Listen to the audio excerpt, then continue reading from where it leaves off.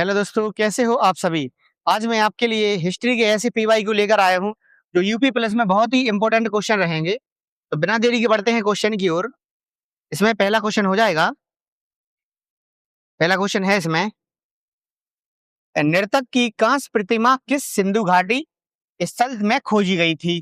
तो इसका सही आंसर हो जाएगा ऑप्शन नंबर सी हो जाएगा, मोहनजोदड़ो में खोजी गई थी। आप इमेज में देख सकते हैं। चलो बढ़ते हैं अगले क्वेश्चन की ओर।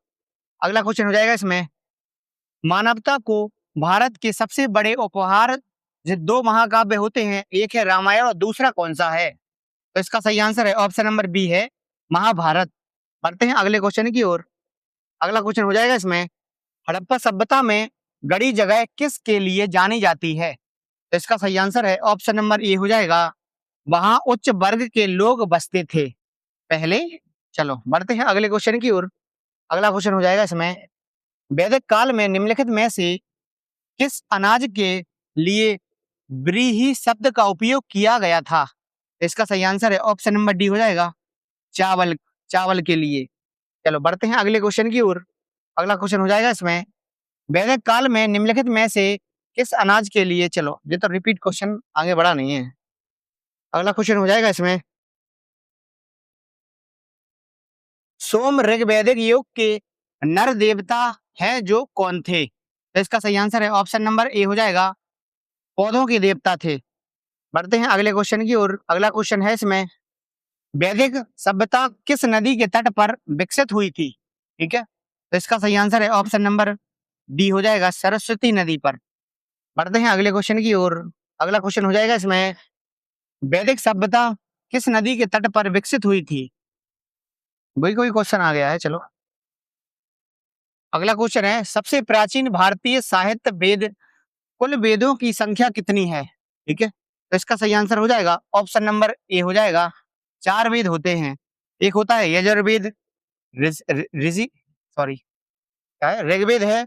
दूसरा है यजुर्वेद, तीसरा है सामवेद और चौथा है अथर्ववेद। ठीक है, चलो बढ़ते हैं अगले क्वेश्चन की ओर। अगला क्वेश्चन हो जाएगा इसमें, प्राचीन भारत संस्कृति और सभ्यता के प्रतीक निम्नलिखित शहरों से किसके अवशेष पाकिस्तान में हैं।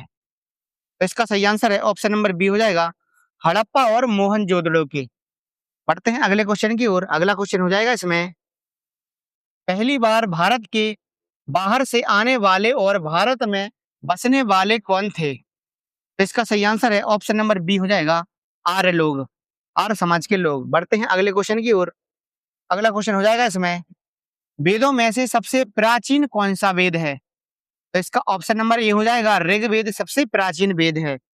अगला क्वेश्चन हो जाएगा इसमें, सबसे पुराना हिंदू महाकाव्य कौन सा है। तो इसका सही आंसर है ऑप्शन नंबर बी हो जाएगा, रामायण। ठीक है, रामायण हो जाएगा। पढ़ते हैं अगले क्वेश्चन की ओर। अगला क्वेश्चन हो जाएगा इसमें, सबसे पुराना हिंदू महाकाव्य कौन सा है। क्वेश्चन बड़ा नहीं है आगे। चलो अगला क्वेश्चन हो जाएगा इसमें, भारत में मूर्ति पूजा प्रारंभ होने के लगभग कब से संकेत हैं। इसका सही आंसर है ऑप्शन नंबर डी हो जाएगा, कुषाणों के काल से मूर्ति पूजा का संकेत बताया गया है। पढ़ते हैं अगले क्वेश्चन की ओर। अगला क्वेश्चन है, निम्नलिखित में से उपनिषद किसकी व्याख्या करता है। तो इसका सही आंसर है, आर्यों के दर्शन और सिद्धांतों की व्याख्या करता है। ऑप्शन नंबर ए सही हो जाएगा। पढ़ते हैं अगले क्वेश्चन की ओर। अगला क्वेश्चन हो जाएगा इसमें, निम्नलिखित में से सॉरी अगला क्वेश्चन है इसमें, सिंधु सभ्यता में किस वस्तु का निर्यात किया जाता था। तो इसका सही आंसर है ऑप्शन नंबर ए हो जाएगा, सूती वस्त्रों का निर्यात किया जाता था। अगला क्वेश्चन हो जाएगा इसमें, पूर्व वैदिक काल में समाज के विभाजन का आधार क्या था। तो इसका सही आंसर हो जाएगा ऑप्शन नंबर बी हो जाएगा, पेशा। अगला क्वेश्चन हो जाएगा इसमें, भारत में मूर्ति पूजा कब से शुरू की गई थी। तो इसका सही आंसर हो जाएगा, आर्यों के काल से पूर्व में ही शुरू की गई थी। अगला क्वेश्चन हो जाएगा इसमें, सिंधु घाटी सभ्यता में समाज की प्रकृति क्या थी। तो इसका सही आंसर है ऑप्शन नंबर बी हो जाएगा, नगरीय होती थी। पढ़ते हैं अगले क्वेश्चन की ओर। अगला क्वेश्चन हो जाएगा इसमें, 4 वेदों में से प्रथम वेद कौन सा होता है। तो इसका सही आंसर है ऑप्शन नंबर ए हो जाएगा, ऋग्वेद होता है। और 4 वेद कौन-कौन सी होती हैं? ऋग्वेद है, अथर्ववेद है, यजुर्वेद है और सामवेद है। ये 4 वेद होते हैं टोटल। बढ़ते हैं अगले क्वेश्चन की ओर। अगला क्वेश्चन हो जाएगा इसमें, गायत्री मंत्र का वर्णन निम्नलिखित में से किस में मिलता है? इसका सही आंसर है ऑप्शन नंबर डी हो जाएगा, ऋग्वेद में गायत्री मंत्र का विवरण मिलता है। बढ़ते हैं अगले क्वेश्चन की ओर। अगला क्वेश्चन हो जाएगा इसमें, प्रसिद्ध ग्रंथ रामायण के रचयिता कौन है? तो इसका सही आंसर है ऑप्शन नंबर सी हो जाएगा, वाल्मीकि है। चलो बढ़ते हैं अगले क्वेश्चन की ओर। अगला क्वेश्चन हो जाएगा इसमें, निम्नलिखित में से कौन वेद काल में राजा के लिए धार्मिक अनुष्ठान करते थे? तो इसका सही आंसर है ऑप्शन नंबर बी हो जाएगा, पुरोहित करते थे। बढ़ते हैं अगले क्वेश्चन की ओर। अगला क्वेश्चन हो जाएगा इसमें, मोहनजोदड़ो के विशाल स्नानागार की खुदाई निम्नलिखित में से किस क्षेत्र में की गई थी? इसका सही आंसर है ऑप्शन नंबर ए हो जाएगा, दुर्ग में की गई थी। चित्र में आप देख सकते हैं, ठीक है। चलो अगला क्वेश्चन हो जाएगा इसमें, धोलावीरा का हड़प्पा नगर कितने भागों में विभाजित है था? इसका सही आंसर है ऑप्शन नंबर सी हो जाएगा, 3 भागों में विभाजित था। चलो बढ़ते हैं अगले क्वेश्चन की ओर। अगला क्वेश्चन इसमें हो जाएगा, जलाशय, बांध और तटबंध किस हड़प्पा स्थल पर पाए गए थे? इसका सही आंसर हो जाएगा ऑप्शन नंबर सी हो जाएगा, धोलावीरा पर। पढ़ते हैं अगले क्वेश्चन की ओर। अगला क्वेश्चन हो जाएगा इसमें, हड़प्पा नगरों के निम्नलिखित समूहों में से किस समूह में अग्नि वेदिकाएं पाई गई थी? इसका सही आंसर हो जाएगा ऑप्शन नंबर ए हो जाएगा, कालीबंगा और लोथल में अग्नि वेदियां पाई गई थी। अगला क्वेश्चन हो जाएगा इसमें, हड़प्पा सभ्यता का मोहनजोदड़ो स्थल किस नदी पर तट पर स्थित है? तो इसका सही आंसर है ऑप्शन नंबर डी हो जाएगा, सिंधु नदी के तट पर स्थित है। अगला क्वेश्चन हो जाएगा इसमें, निम्नलिखित में से कौन सी सिंधु घाटी स्थल अब पाकिस्तान में स्थित है? तो इसका सही आंसर है ऑप्शन नंबर ए हो जाएगा, हड़प्पा पाकिस्तान में स्थित है। बंटवारे के बाद हड़प्पा पाकिस्तान में चला गया है। पढ़ते हैं अगले क्वेश्चन की ओर। 1948 में अर्नेस्ट मैके ने उल्लेखित किया कि हड़प्पा शहर लोथल में नालियों को ईंटों से बनाया गया था। इसका सही आंसर है ऑप्शन नंबर बी हो जाएगा, पक्की ईंटों से बनाया गया था। अगला क्वेश्चन हो जाएगा इसमें, प्राचीन भारतीय इतिहास के किस काल में मिट्टी के बर्तनों की खोज की गई थी? इसका सही आंसर हो जाएगा ऑप्शन नंबर सी हो जाएगा, नवपाषाण काल में मिट्टी के बर्तनों की खोज की गई थी। बढ़ते हैं अगले क्वेश्चन की ओर। अगला क्वेश्चन इसमें हो जाएगा, प्राचीन भारतीय इतिहास के किस काल में, सॉरी क्वेश्चन रिपीट नहीं, वही वही है, अभी आगे नहीं बढ़ा है। चलो अगला क्वेश्चन हो जाएगा इसमें, मनुष्य के आरंभिक विकास के प्रागैतिहासिक काल को आमतौर पर किस नाम से भी जाना जाता है? इसका सही आंसर हो जाएगा ऑप्शन नंबर ए हो जाएगा, पुरापाषाण काल युग से जाना जाता है। अगला क्वेश्चन हो जाएगा इसमें, निम्नलिखित में से कौन सा प्राचीन स्थल भारत में स्थित नहीं है? तो इसका सही आंसर है ऑप्शन नंबर डी हो जाएगा, मेहरगढ़ भारत में स्थित नहीं है। पढ़ते हैं अगले क्वेश्चन की ओर। अगला क्वेश्चन हो जाएगा इसमें, भीमबेटका पुरापाषाण काल का एक प्रसिद्ध स्थल भारत के किस राज्य में स्थित है? तो इसका सही आंसर हो जाएगा ऑप्शन नंबर डी हो जाएगा, मध्य प्रदेश में स्थित है। पढ़ते हैं अगले क्वेश्चन की ओर। अगला क्वेश्चन हो जाएगा इसमें, निम्नलिखित में से किस भारतीय राज्य में हड़प्पा के नगर नहीं पाए जा रहे हैं? तो इसका सही आंसर है ऑप्शन नंबर ए हो जाएगा, उत्तराखंड में नहीं पाए गए हैं। बढ़ते हैं अगले क्वेश्चन की ओर। अगला क्वेश्चन इसमें हो जाएगा, निम्नलिखित में से किस धातु का उपयोग हड़प्पा के नगरों में हथियार और औजार बनाने के लिए किया जाता था? तो इसका सही आंसर है ऑप्शन नंबर सी हो जाएगा, तांबा के हथियार बनाए जाते थे। बढ़ते हैं अगले क्वेश्चन की ओर। अगला क्वेश्चन इसमें हो जाएगा, मोहनजोदड़ो के विशाल स्नानागार की आकृति कैसी होती थी?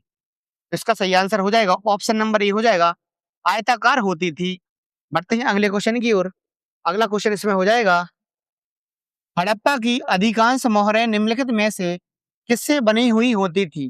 तो इसका सही आंसर है ऑप्शन नंबर सी हो जाएगा, खेल खड़ी से बनी होती थी, सॉरी सेल खड़ी से बनी होती थी, सेल खड़ी। ठीक है, चलो बढ़ते हैं अगले क्वेश्चन की ओर। अगला क्वेश्चन इसमें हो जाएगा, सिंधु घाटी सभ्यता के निम्नलिखित में से कौन से स्थल सिंधु नदी के तट पर स्थित नहीं है? तो इसका सही आंसर है ऑप्शन नंबर सी हो जाएगा, रोपण स्थित नहीं है। बढ़ते हैं अगले क्वेश्चन की ओर। अगला क्वेश्चन इसमें हो जाएगा, अस्कनी जो सप्त सिंधु का एक भाग थी, वर्तमान समय में निम्नलिखित में से किस नदी के नाम है? तो इसका सही आंसर है ऑप्शन नंबर सी हो जाएगा, चेनाब नदी को सप्त सिंधु के नाम से भी जाना जाता है। चलो बढ़ते हैं अगले क्वेश्चन की ओर। अस्कनी के नाम से जाना जाता है चेनाब नदी को। चलो ये सही है।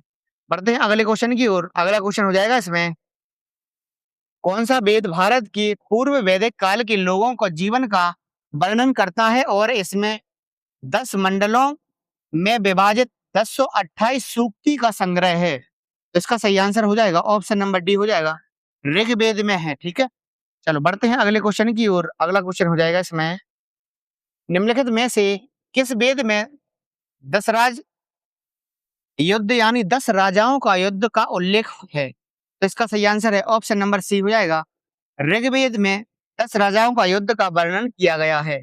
पढ़ते हैं अगले क्वेश्चन की ओर। उत्तर वैदिक काल में निम्नलिखित में से कौन सा वर्ण मुख्य रूप से खेती, पशुपालन और व्यापार जैसे काम करता था? तो इसका सही आंसर हो जाएगा ऑप्शन नंबर डी हो जाएगा, वैश्य। बढ़ते हैं अगले क्वेश्चन की ओर। अगला क्वेश्चन हो जाएगा इसमें, आर्यों की मुख्य सामाजिक इकाई कौन सी थी? ठीक है, थोड़ा पानी पी लेते हैं। ऑप्शन नंबर डी हो जाएगा, जन हो जाएगा। बढ़ते हैं अगले क्वेश्चन की ओर। अगला क्वेश्चन इसमें हो जाएगा, सॉरी, अगला क्वेश्चन है इसमें, चार वेदों में से किसमें बुरी आत्माओं और बीमारियों से बचने के लिए जादू मंत्र और तंत्र मंत्र का संग्रह दिया गया है? तो इसका सही आंसर है ऑप्शन नंबर डी हो जाएगा, अथर्ववेद में इसका वर्णन किया गया है। पढ़ते हैं अगले क्वेश्चन की ओर। अगला क्वेश्चन हो जाएगा, निम्नलिखित में से कौन सा वेद संगीत से संबंधित है? तो इसका सही आंसर है ऑप्शन नंबर ए हो जाएगा, सामवेद संगीत से संबंधित है। पढ़ते हैं अगले क्वेश्चन की ओर। अगला क्वेश्चन हो जाएगा, पुराणों के अनुसार भगवान विष्णु ने पृथ्वी को बचाने के लिए किस रूप धारण किया था जो पानी में डूब गई थी? तो इसका सही आंसर हो जाएगा ऑप्शन नंबर बी हो जाएगा, एक बराक के रूप में अवतार लिया था। पढ़ते हैं अगले क्वेश्चन की ओर। अगला क्वेश्चन हो जाएगा, पुरुष सूक्ति किस वेद का एक मंत्र संग्रह है? ठीक है, तो इसका सही आंसर हो जाएगा ऑप्शन नंबर सी हो जाएगा, ऋग्वेद का है। पढ़ते हैं अगले क्वेश्चन की ओर। अगला क्वेश्चन हो जाएगा इसमें,